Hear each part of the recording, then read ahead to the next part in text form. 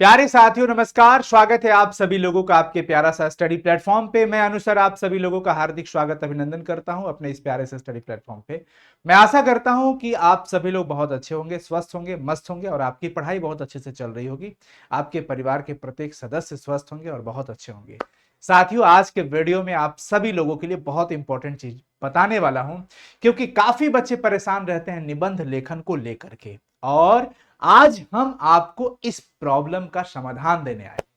साथियों, निबंध लेखन किस प्रकार से किया जाता है, किन किन बातों का ध्यान रखना पड़ता है, चाहे आप किसी भी वर्ग के विद्यार्थी हैं, किसी भी क्लास के विद्यार्थी हैं, class 9th 8th 10th 11th 12th या अन्य किसी भी क्लास के विद्यार्थी हैं, तो आपके लिए यह वीडियो बहुत इंपॉर्टेंट है अगर आपका विषय हिंदी है, क्योंकि हिंदी में आपको निबंध लेखन जानना बहुत जरूरी होता है। तो आज का यह वीडियो आप सभी तमाम साथियों के लिए बहुत इंपॉर्टेंट है। तो मैं चाहूंगा कि आप सभी लोग इस वीडियो को बहुत ध्यान से, बहुत बारीकी से अंत तक देख कर जाइए और बहुत कुछ सीख कर जाइए। मुझे लगता है कि आपको निबंध लेखन को लेकर के बहुत सारी चीजों की जानकारी चाहिए और आप पहले से बहुत कुछ जानते भी होंगे। तो जो भी चीजें हैं, जो चीजें ध्यान में रखनी होती है निबंध लिखने से पहले, वो हम आज इस वीडियो में चर्चा करेंगे। तो साथियों, चलिए स्टार्ट करते हैं। और वीडियो स्टार्ट करने से पहले मैं चाहूंगा आप सभी लोगों से एक रिक्वेस्ट होगा कि प्लीज चैनल को सब्सक्राइब कर लीजिएगा, बेल आइकन क्लिक करके नोटिफिकेशन ऑन कर लीजिएगा और वीडियो को लाइक कर दीजिएगा, क्योंकि यह वीडियो बहुत अच्छा होने वाला है, ये मेरा दावा है। चलिए स्टार्ट करते हैं सबसे पहले इस पॉइंट पर कि भैया निबंध होता क्या है। निबंध क्या होता है, अगर हम इसको विच्छेद करें इन शब्द को, तो नी प्लस बंध आएगा। नी प्लस बंध मतलब आप समझिए कहीं ना कहीं बंध, बांधने वाली बात। क्या है? बांधने वाली बात। अगर हम इसे अंग्रेजी में देखते हैं तो अंग्रेजी में हम इसे ऐसे कहते हैं। क्या कहते हैं? ऐसे कहते हैं। ऐसे राइटिंग कहा जाता है ना, ऐसे राइटिंग। इसका हिंदी में क्या अर्थ होता है? कोशिश करना, प्रयत्न करना। क्या होता है? कोशिश करना यानी कि प्रयत्न करना। अगर आप इन दोनों चीजों को रिलेट करें, समझें, तो आपको एक बात जरूर समझ में आएगा। निबंध और ऐसे का मतलब कि भाई प्रयत्न करना है, लिखना है, लेकिन हमें सिर्फ लिखने की आजादी नहीं होती है। कहीं ना कहीं हम इस बात से मेंटली बंधे हुए रहते हैं और लिखना भी हमें उस रूप में नहीं पड़ता है। पूरी स्वतंत्र होकर के जरूर लिखिए, लेकिन ध्यान रहे कि आप कहीं ना कहीं बंधे हुए हैं। अब किस चीज से बंधे हुए हैं, ये बात समझ गए आप तो निबंध समझ में आ जाएगा। एक बड़ा बेहतरीन एग्जाम्पल दिया जाता है निबंध को लेकर के। मैं वही एग्जाम्पल आपके सामने प्रस्तुत करूंगा कि जैसे आप पतंग को उड़ा रहे हैं आसमान में, आकाश में आप पतंग उड़ा रहे हैं, तो कहीं ना कहीं पतंग स्वतंत्र होकर के उड़ रहा होता है, परंतु वो एक डोरी से बंधा भी हुआ है, यानी उस पर कंट्रोल है किसी का। उड़ने की स्वतंत्रता जरूर है, परंतु परतंत्रता है, बंधन है इस डोरी की। यानी कि पतंग बंधन मुक्त ना होकर के बंधन युक्त है। उसी प्रकार से निबंध भी बच्चों कहीं ना कहीं बांधने वाली चीजों से आपको मुक्ति नहीं दिला सकता है, बंधन में रखेगा। किस चीज का बंधन है, आइए इस चीज को विस्तार से समझते हैं। निबंध लिखने का तरीका पे जाने से पहले हम सबसे पहले जानते हैं कि निबंध एक्चुअल में होता क्या है। मतलब तो हम इसका जरूर समझ गए, लेकिन होता क्या है? किसी भी विषय वस्तु के बारे में, किसी भी विषय वस्तु के बारे में संक्षिप्त में पूरी जानकारी देना, पूरे तथ्यों को लिख देना ही निबंध कहलाता है। संक्षिप्त में उस विषय वस्तु से संबंधित सारी जानकारी को, सारे तथ्यों को लिखना ही निबंध लेखन कहलाता है। समझ गए आप सभी लोग? किसी भी विषय वस्तु, मैं क्या कह रहा हूं, किसी भी विषय वस्तु से संबंधित, संबंधित सारी जानकारी, सारी जानकारी संक्षिप्त में, संक्षिप्त में सारे तथ्यों को संक्षिप्त में प्रकट करना, लिख देना ही क्या कहलाता है बच्चों? निबंध कहलाता है। निबंध कहलाता है। निबंध लिखने का ना कोई ट्रिक होता है, ना ही कोई जादू होता है। निबंध लेखन एक प्रकार की कला है। जैसे आप इसे आर्ट समझ सकते हैं। लेखन एक कला होता है। लेखन एक कला है, तभी तो देखते हैं क्या सभी लोग लेखक बन जाते हैं क्या? क्या सभी लोग कवि बन जाते हैं? क्या नहीं, यह एक कला है और कुल मिला के बात काम करने से ही करना आता है। अगर आप बराबर खेलते रहते हैं तो खेलने की कला आपको धीरे धीरे आती चली जाएगी। सिर्फ एक दिन में आप बेहतरीन प्लेयर नहीं बन सकते। जैसे आपको गाना गाना शौक है तो आप एक दिन में बेस्ट सिंगर नहीं बन सकते, लेकिन एक दिन जरूर बन सकते हैं, प्रयत्न कर करके, कोशिश कर करके। इसी प्रकार से निबंध लेखन भी एक प्रकार की लेखन कला है। इसमें आपको महारत अगर हासिल करना है तो इसके लिए प्रतिदिन लिखना पड़ेगा। कैसे लिखे, क्या लिखे, किन किन बातों का ध्यान रखे, इस विषय पे आते हैं। जैसे हम कहीं भी अपने जीवन में कहीं भी जाते हैं तो सफर हमारा शुरू होता है। तो सफर की शुरुआत जैसे मान लीजिए हमने ए बिंदु से किया, ए बिंदु से तमाम जगह होते हुए हम अपने मंजिल पर, लक्ष्य पर पहुंच जाते हैं, अपने टारगेट पर पहुंच गए, तमाम इन सब चीजों से गुजरते हुए। उसी प्रकार से बच्चों निबंध लेखन में हम भूमिका से गुजरते हैं, भूमिका से स्टार्ट करते हैं, भूमिका से गुजरते हुए भूमिका से स्टार्ट करके विचार बिंदुओं को स्पर्श करते हुए समापन या उपसंहार तक पहुंचना पड़ता है। यही हमारा सफर है, किसका? निबंध का। यह हमारा निबंध का सफर है बच्चों। जैसे हम पटना से कोलकाता जाते हैं तो बीच में कई सारे शहर को स्पर्श करते हुए जाते हैं ना। आप अपने घर से स्कूल जाते हैं तो कई सारे जगहों को स्पर्श करते हुए जाते हैं, यानी वहां से पास होते हुए, गुजरते हुए। उसी प्रकार से हमें किसी भी विषय बिंदु पर अगर निबंध लिखना है तो हमें स्टार्ट वहीं से करना पड़ेगा। जैसे आपको स्कूल जाना है, विद्यालय जाना है, तो आप उसकी सफर की शुरुआत कहां से करते हैं? अपने घर से करते हैं। तो स्टार्टिंग पॉइंट आपका वो हो गया और विद्यालय पहुंच गए, वो आपका मंजिल हो गया, लक्ष्य हो गया। उसी प्रकार से हम भूमिका से स्टार्ट करते हैं। जैसे हमें किसी भी वस्तु पे निबंध लिखना है तो भूमिका से स्टार्ट करते हुए विचार बिंदुओं को स्पर्श करते हुए हम समापन तक पहुंचेंगे। यानी कुल मिला के अगर हम बात करते हैं बच्चों, तो निबंध का हमारे पास 3 पार्ट हो जाएगा।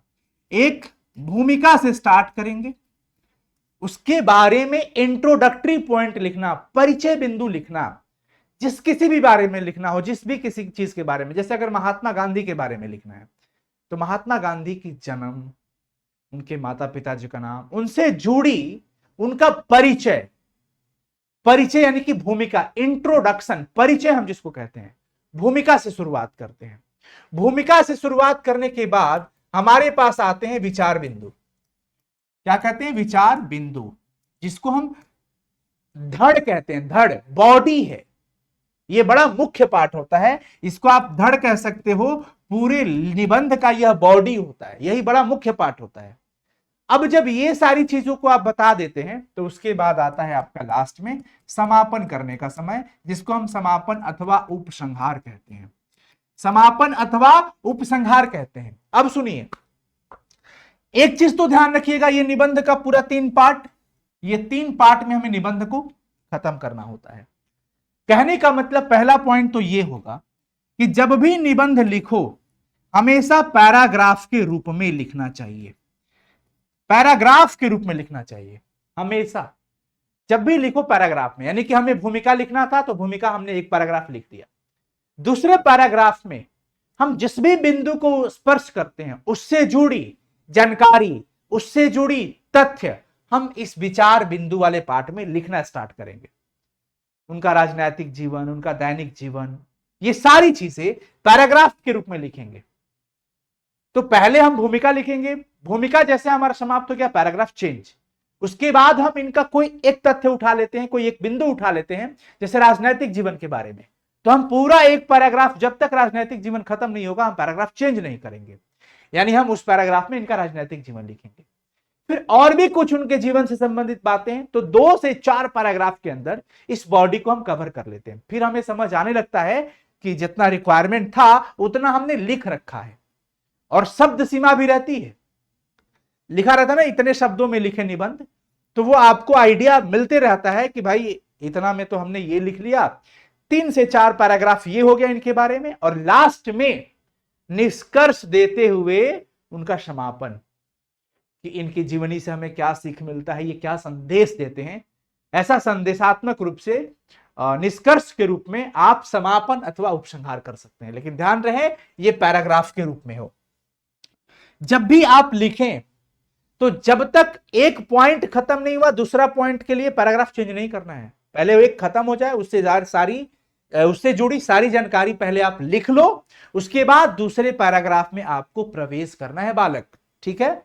दूसरी बात, जितना हो सके आप सरल शब्दों का प्रयोग करें। ये लिखने की चीज है, लिखने की आजादी जरूर होती है लेखक को। अगर आप निबंध लिख रहे हैं तो आपको लिखने की आजादी है, आप खूब खुलकर लिखिए।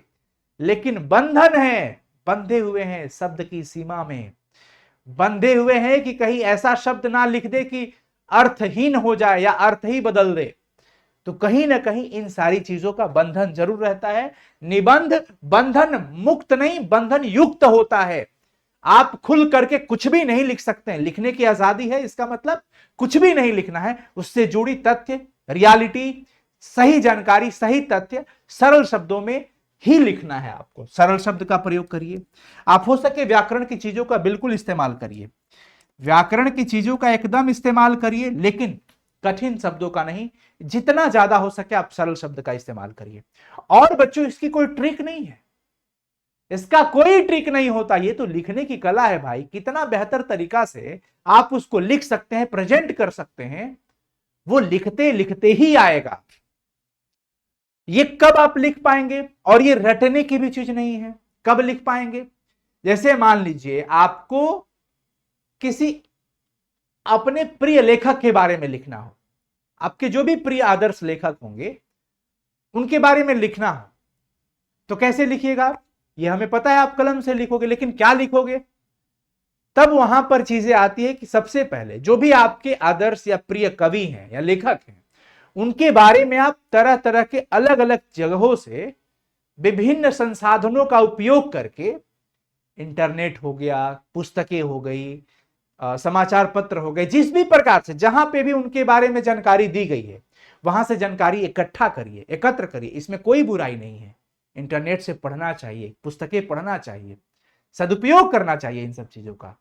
जैसे अगर आपके प्रिय कवि या प्रिय लेखक, अगर हम मान लेते हैं राष्ट्रकवि रामधारी सिंह दिनकर जी, सपोज, अलग अलग हो सकते हैं किसी किसी के, तो उनके बारे में पूरा विवरण इकट्ठा करो, जानकारी प्राप्त करो कि उनका जन्म कहां हुआ, किस प्रकार की पारिवारिक स्थिति थी, शिक्षा दीक्षा का क्या रहा, उनका जीवन काल किस प्रकार से रहा, उनका उद्देश्य क्या था जीवन का, वो कैसे रचना प्रारंभ किए, किस आधार से स्टार्ट किए, वो कौन कौन सी रचनाएं उन्होंने लिखा, किस किस रचना को सम्मानित किया गया, दैनिक जीवन में उनका क्या अपना एक रोल रहा, ये सारी चीजें। तो ये कैसे आएगा? ये तो अपने आप यहां पे नहीं उत्पन्न होने लगेगा दिमाग में। ये तो भैया जी पढ़ने से ही आएगा, जानकारी इकट्ठी करने से ही होगा। तो अगर आपके पास जानकारी ज्यादा से ज्यादा होगी तो आप उसको शब्दों में लिख सकते हैं। अब ये लिखने की कला है। कई लोग, जब कोई भी कार्यक्रम होता है, कार्यक्रम जब होता है तो सामान्य व्यक्ति को माइक नहीं दिया जाता है पूरे मंच संचालन करने के लिए। एक विशेष व्यक्ति को चुना जाता है जो बोलने में सक्षम होता है, जो बोलने में महारत हासिल किया हो। आप ही की बात को वो बड़े श्रृंगारिक तरीके से सजा करके इस तरीके से प्रेजेंट करते हैं कि उनकी आवाज, उनकी सजाई गई बातों को सुनने में आपको अच्छा लगेगा। वो एक एक शब्दों को जोड़ जोड़ करके क्रमबद्ध तरीकों से।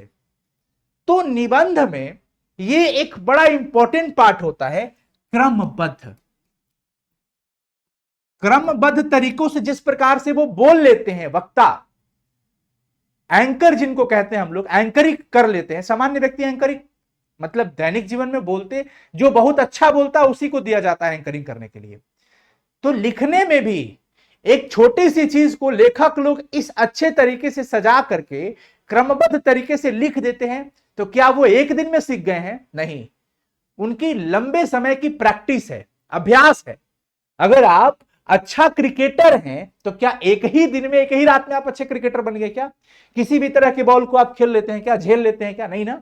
आप खेलते गए, अलग अलग तरीकों से खेलते गए, लर्निंग करते गए, सीखते गए, कोच की हेल्प लिया कि भाई ऐसे बॉल आए तो ऐसे बल्ले चलाओ, इस प्रकार से खेलो। हमें ज्यादा इसके बारे में जानकारी नहीं है क्रिकेट के बारे में, परंतु मैं आपको आइडिया दे रहा हूं। उसी प्रकार से बच्चों ये बिल्कुल मन से निकाल दीजिए कि निबंध का कोई शॉर्ट ट्रिक होता है। नहीं, आप एक निबंध रट के भले ही लिख सकते हैं एग्जाम में, वो अलग बात है, परंतु निबंध लेखन में महारत तब हासिल होगी जब आपको उन चीजों के बारे में जानकारी होगी। हाँ, ये हम जरूर आपको मदद कर सकते हैं कि हम आपको 10 से 5 पॉइंट लिखवा देंगे कि प्यारे बच्चों इस पर निबंध जरूर आप लोग प्रैक्टिस कर लेना, इसमें से पूछा जाता है। कोई भी हम टॉपिक दे सकते हैं, जैसे मान लीजिए अगर आपको अनुशासन पे लिखना है, क्या लिखोगे भाई? शादी विवाह का गीत तो लिख के नहीं आओगे, गाना तो लिख के नहीं आओगे। अनुशासन से जुड़ी, अनुशासन के बारे में पूरा पढ़ेंगे, जानकारियां इकट्ठी करेंगे और फिर क्रमबद्ध तरीके से हम उसे लिखेंगे। भूमिका से स्टार्ट करेंगे पैराग्राफ के रूप में और फिर विचार बिंदुओं के स्पर्श करते हुए, मैं बार बार बोल रहा हूं, उससे जुड़ी सारी बॉडी को लिखेंगे। बॉडीज लिखने के बाद अंततः हम समापन देंगे, उसके महत्व के बारे में समझेंगे।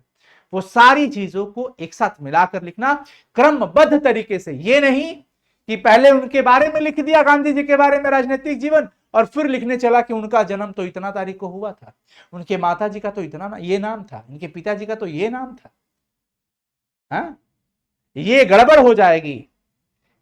जन्म से जीवन स्टार्ट हुआ, उनके विषय में पहले आप वहां से लिखे क्रमबद्ध तरीके से, फिर अंततः लास्ट में जाकर के आपको समापन देना है। तो ये बात समझ में आ गई होगी। मुझे ऐसा लगता है कि आप लोग अच्छे से इन चीजों को समझ गए होंगे। व्याकरण का इस्तेमाल करिए, चाहे संधि हो, समास हो, जहां पे भी आपको इस्तेमाल करना लगे आप उपसर्ग का इस्तेमाल करिए, प्रत्यय का इस्तेमाल करिए, पर्यायवाची शब्द का इस्तेमाल करिए, समानार्थी शब्द का इस्तेमाल करिए, परंतु ध्यान रहे कि कहीं ज्यादा इसके चक्कर में कोई जटिल शब्द का प्रयोग ना हो जाए जिससे कि पूरा अर्थ ही बदल जाए, तो हड़बड़ में गड़बड़ हो जाएगा। वैसा काम नहीं करना है। तो मैं ऐसा उम्मीद करता हूं साथियों कि निबंध लिखने से जुड़ी जरूरी बातें आपको जरूर समझ में आ गया होगा। निबंध लिखने के लिए आपको बराबर प्रैक्टिस करना होगा। कुल मिला के मैं यही बात बता रहा हूं। निबंध लिखने का जो तरीका है, स्टेप है, भूमिका से स्टार्ट करिए, बॉडी को टच करते जाइए, जो भी उनसे जुड़ी चीजें हैं उसको लिखते जाइए, उसके महत्व को लिखिए और अंततः हम समापन करके उसको खत्म कर दीजिए, विराम दे दीजिए। 3 से 4 पैराग्राफ में हम इसको कवर कर सकते हैं।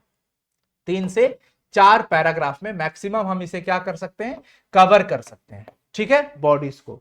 भूमिका भी हमारा किस रूप में होना चाहिए, पैराग्राफ के रूप में, यानी कि पूरा निबंध हमारा जो होता है ना, पैराग्राफ के रूप में होना चाहिए, पैराग्राफ के रूप में होना चाहिए। तो कैसा लगा साथियों? मैं उम्मीद करता हूं कि आप सभी को बहुत अच्छा लगा होगा। और कुछ बच्चे ये सोच रहे होंगे कि सर आज कोई जादुई ट्रिक बताएंगे कि बस ये काम कर जाओ। हाँ, तो ट्रिक ही समझो, बस ये काम कर जाओ निबंध लिखने आ जाएगा। और मैं बता भी दूंगा आप लोगों को कि कौन कौन से विषय वस्तु पे आपको निबंध की प्रैक्टिस करनी है, विशेष करके बोर्ड वाले विद्यार्थियों को, क्लास 12 के। तो कैसा लगा आप सभी लोग जरूर कमेंट करके बताइएगा। और मेरा निवेदन होगा कि इस वीडियो को आप सभी लोग अपने सभी दोस्तों के साथ शेयर कर दीजिएगा। शेयर करने से क्या होगा, अच्छी चीजों को शेयर तो करना ही चाहिए। शेयर करने से होगा ये कि आपका छोटा भाई बहन दोस्त जो भी जिस भी विषय का जिस भी क्लास के बच्चे होंगे उनको जरूर शेयर करिएगा। ये हमारा निवेदन होगा आप सभी लोगों से। और ये भी निवेदन होगा कि आप बिना कमेंट किए मत जाइएगा, कमेंट कर दीजिएगा एक खूबसूरत अच्छे शब्दों के साथ, ताकि हमें और हमारी टीम को मोटिवेशन मिल जाए, जो कि आप सभी लोगों के लिए लगातार मेहनत कर रही है। ऑल दी बेस्ट साथियों, thank you so much, bye, take care. और मिलते हैं फिर अगली क्लास में। तब तक के लिए बहुत बहुत शुक्रिया। अपना ध्यान रखें, लगातार पढ़ाई करते रहें, मेहनत करते रहें, रिवीजन करते रहें, समय का सदुपयोग करें। जो भी समय है मोबाइल का भी सदुपयोग करें। ध्यान रहे मोबाइल में बहुत ज्यादा टाइम आपका वेस्ट न हो जाए। पता चलेगा कि जिस मकसद के लिए मोबाइल लिया था वो मकसद ही बदल गया और बाद में मोबाइल आपको बहुत दर्द भी दे गया।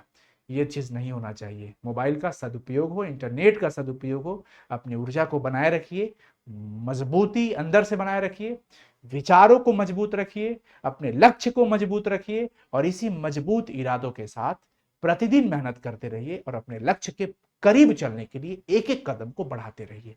रुकावटें आएंगी, बाधाएं बहुत आएंगी, परंतु अपने हौसले को कमजोर मत होने देना। अपने माता पिता के उन आंसुओं को, संघर्ष के जीवन के संघर्षों को याद करना और अपने कदमों को लगातार बढ़ाते रहना है बच्चों। All the best, thank you so much. Comment का इंतजार रहेगा आप सभी लोगों का और प्लीज शेयर कर दीजिएगा अपने सभी दोस्तों के साथ। Thank you so much.